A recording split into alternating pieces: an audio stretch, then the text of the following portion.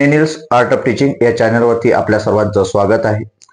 संपूर्ण महाराष्ट्रातील जे पालक आहे आणि ज्या पालकांचे विद्यार्थी हे पहिल्या वर्गात शिक्षण घेणार आहेत, या सर्व पालकांना सांगू इच्छितो की आपण जे काही शिक्षण घेत आहात हे शिक्षण आता प्रायव्हेट शाळेमध्ये तुम्ही शिक्षण देत आहात विद्यार्थ्यांना, ते मोफत शिक्षण आपल्याला मिळत नाहीत, परंतु आपल्याला सर्वांसाठी एक एसटी विद्यार्थ्यांसाठी आणि एक एसटी पालकांसाठी सांगू इच्छितो की संपूर्ण एज्युकेशन जे आहे हे सीबीएसईचं एज्युकेशन, सेमी इंग्रजीचं एज्युकेशन आणि फुल इंग्रजीचं एज्युकेशन हे आपल्या विद्यार्थ्यांना मोफत दिलं जातं।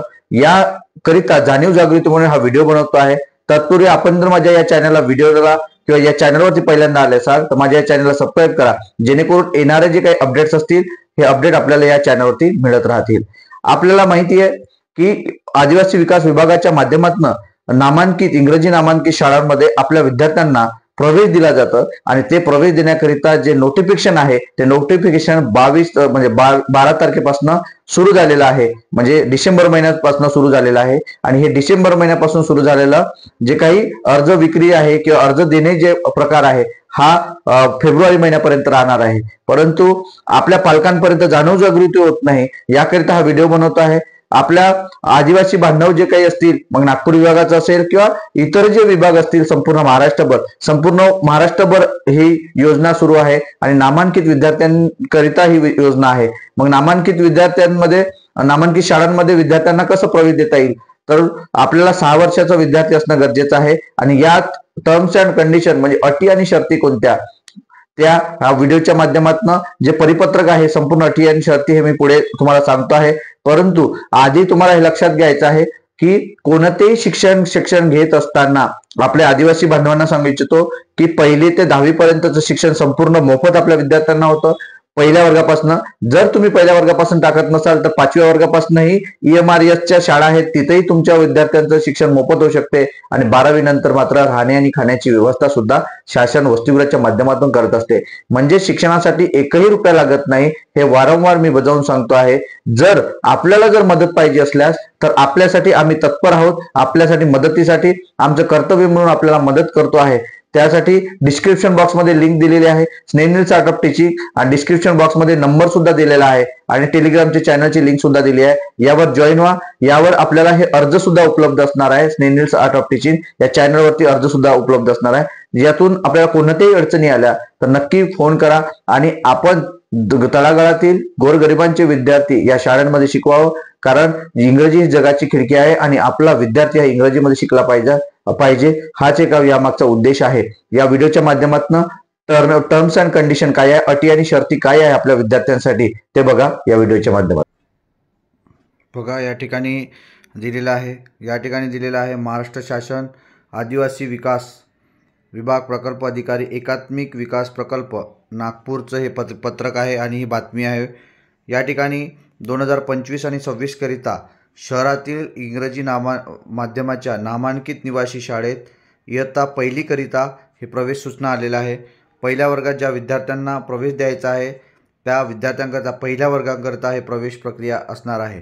या ठिकाणी बघा तारीख कधीची आहे फॉर्म भरायची, बघा प्रवेशाकरता 23/12 म्हणजे 23 डिसेंबरपासून हे अर्ज निशुल्क वितरित करण्यात येणार आहे, म्हणजे 23 तारखेपासून हे सुरू झालेले आहे आणि शेवटची जी तारीख आहे ती 15 फेब्रुवारी असणार आहे। 15/2/2025 पर्यंत स्वीकारले जातील। या ठिकाणी हे संपूर्ण जे आहे पहिल्या वर्गातले जे विद्यार्थी असणार आहे ते इंग्रजी नामांकित शाळेत शिक्षण घेणार आहेत, म्हणजे ते CBSEच्या शाळा असणार आहेत आणि तेही मोफत असणार आहे। या ठिकाणी अटी कोणत्या आहेत आणि शर्ती कोणत्या ते बघणार आहोत की कोणकोणत्या अटी आहेत। बघा, सदर योजनेचा लाभ घेऊ इच्छिणारा विद्यार्थी हा अनुसूचित जमातीचाच असावा, म्हणजे ST असणं गरजेचं आहे।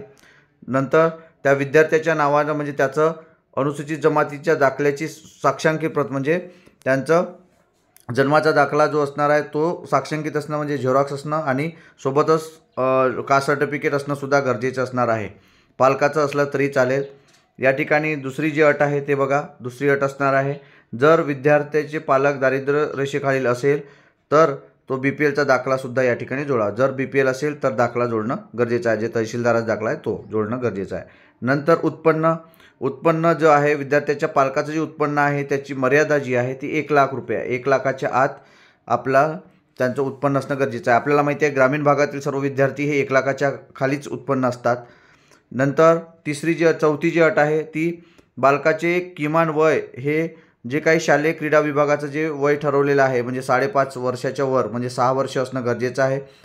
डिसेंबर 2000 जे काही आता 24 असेल तेव्हापर्यंत म्हणजे 25 असेल तेव्हापर्यंत त्या विद्यार्थ्याचे 6 वर्ष वय पूर्ण असणं गरजेचे आहे डिसेंबर 2025पर्यंत. नंतर 5वं आहे जन्मतारखेचा दाखला जोडणं गरजेचं आहे. ओरिजिनल दाखला जन्मतारखेचा असणं गरजेचं आहे. मग ते एक PSC मधील असो किंवा दवाखान्यातला असो किंवा ग्रामपंचायत असेल ते असणे गरजेचं आहे. नंतर विद्यार्थ्याचे आधार कार्ड असणे गरजेचे आहे.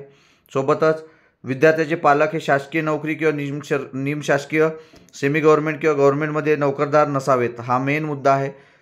जर केलं आणि त्याच्यात जर आढळलं तर त्यांच्यावर दंडात्मक कारवाई केली जाणार आहे खोटी माहिती दिल्यास. म्हणजे पालक शासकीय किंवा निमशासकीय नोकरीवर नसावेत. नंतर आठवी जी हे आहे ते बघा. 8वी काय आहे, योजनेचा लाभ घेऊ इच्छिणाऱ्या विद्यार्थ्याच्या पालकाचं संमतीपत्र असणं गरजेचं आहे. विद्यार्थ्याचे पासपोर्ट असणं गरजेचं आहे. 2 पासपोर्ट विद्यार्थ्याचे पाहिजे. नंतर विद्यार्थ्याचे पालक म्हणजेच जे काही मम्मी असेल त्याची किंवा आई असेल ते विधवा, घटस्फोटित किंवा निराधार किंवा परित्यक्त्या असल्यास अर्जासोबत तसा पुरावा म्हणजे त्यांना प्राधान्य दिलं जाणार आहे. नंतर या ठिकाणी बघा, या ठिकाणी दिलेलं आहे त्यांनी विद्यार्थ्याचे नंतर पहिलीमध्ये प्रवेश झाल्यानंतर कोणत्याही कारणास्तव विद्यार्थ्याचे समायोजन नामांकित निवासी शाळांमध्ये करता येणार नाही. एकदा तो पोराचा नंबर लागला तर दुसऱ्या शाळेमध्ये बदलून मिळणार नाही किंवा त्याचं समायोजन करून दिला जाणार नाही. 11वा नियम काय म्हणते की पहिलीमध्ये प्रवेश दिल्यानंतर त्याच शाळेत शिक्षण घेणे बंधनकारक राहील. बदल करून दिला जाणार नाही. पालकाच्या व पाल्याच्या विनंतीनुसार शाळा बदलता येणार नाही. नंतर 12वं त्याची अटी आहे की कोणत्याही कारणास्तव विद्यार्थ्याचे समायोजन करण्याची वेळ जर आलीच तर समायोजन जो विद्यार्थ्याचं आहे ते एकलव्य रेसिडेन्शियल मॉडेल स्कूल इंग्रजी माध्यमाच्या शाळांमध्ये समायोजन करण्यात येईल. म्हणजे EMRS जे आहे जे 5वीपासून वर्ग नवोदयसारखं जे असते त्या शाळेमध्ये त्याचं विद्यार्थ्याचं समायोजन करण्यात येणार आहे. नंतर बघा की हे जे फॉर्म आहेत हे फॉर्म कुठं नेऊन द्यायचे आहेत तुम्हाला, तर फॉर्म पहा प्रकल्प कार्यालय कुठं उपलब्ध आहेत आणि कुठं नेऊन द्यायचे आहे. तर हे जे फॉर्म आहेत हे प्रकल्प कार्यालय एकात्मिक विकास प्रकल्प गिरीपेठ म्हणजे नागपूरला नेऊन देता येते किंवा दुसरं दिलं आहे खाली एकात्मिक आदिवासी विकास प्रकल्प अधीनस्थ त्याच्या अंडरमध्ये आपल्या PO ऑफिस किंवा आपल्या ATC ऑफिसच्या अंतर्गत येणाऱ्या सर्व शासकीय शाळा, सर्व शासकीय आश्रमशाळा, सर्व शासकीय वसतिगृह म्हणजे हॉस्टेलमध्ये तुम्हाला नेऊन देता येते. आणि Eklavya residential model school Khairi Parsola ही एकच शाळा आहे नागपूर जिल्ह्यामध्ये. एकलव्य रेसिडेन्शियल मॉडेल स्कूल या ठिकाणी तुम्हाला फॉर्म नेऊन देता येते. नंतर हा फॉर्म तुम्हाला जर तिथून मिळाला नाही तर आपल्याकडे आपल्या टेलिग्राम चॅनलला स्नेनिल्स आर्ट ऑफ टीचिंग या टेलिग्राम चॅनलला आणि व्हॉट्सअप ग्रुपलासुद्धा आपण हा फॉर्म देतो आहे. ज्या विद्यार्थ्यांना, ज्या पालकांना, ज्या नातेवाईकांना हा फॉर्म पाहिजे असेल तर आवर्जून आपल्याकडे तो उपलब्ध आहे. तो खालील मोबाईल नंबरवर तुम्ही मागू शकता किंवा व्हॉट्सअपलासुद्धा मागू शकता. आणि ही जी संधी आहे ही संधी आपल्या विद्यार्थ्यांना CBSE शाळांमध्ये इंग्रजी शाळेमध्ये मोफत कोणतेही पैसे न घेता 1 रुपयाही न लागता तो आपल्या विद्यार्थ्यांना पहिलीपासून तर 12वीपर्यंत इंग्रजी शिक्षणाच्या ज्या संधी आहेत ह्या उपलब्ध आहेत. आपल्या डोक्यातून काढून टाकायचं आहे की शिक्षणासाठी पैसा लागते. हे वारंवार मी सांगू इच्छितो की शिक्षणासाठी पैसा लागत नाही तर आपल्या अज्ञानतेमुळे पैसा लागत असते आणि आपल्याकडे जागृती नसते त्यामुळे पैसा लागत असतो. तर हा जो माझा व्हिडिओ आहे आपल्याला कसा वाटला हे कमेंट बॉक्समध्ये कळवा आणि आपले जे नातेवाईक आहेत त्या नातेवाईकांना शेअर करा. आपल्या शिक्षकांनासुद्धा शेअर करा आणि या अशाच अपडेटकरिता आणि गरज पडल्यास खालील नंबरवरती फोन करा आणि माझ्या या चॅनलला सबस्क्राईब करा. धन्यवाद.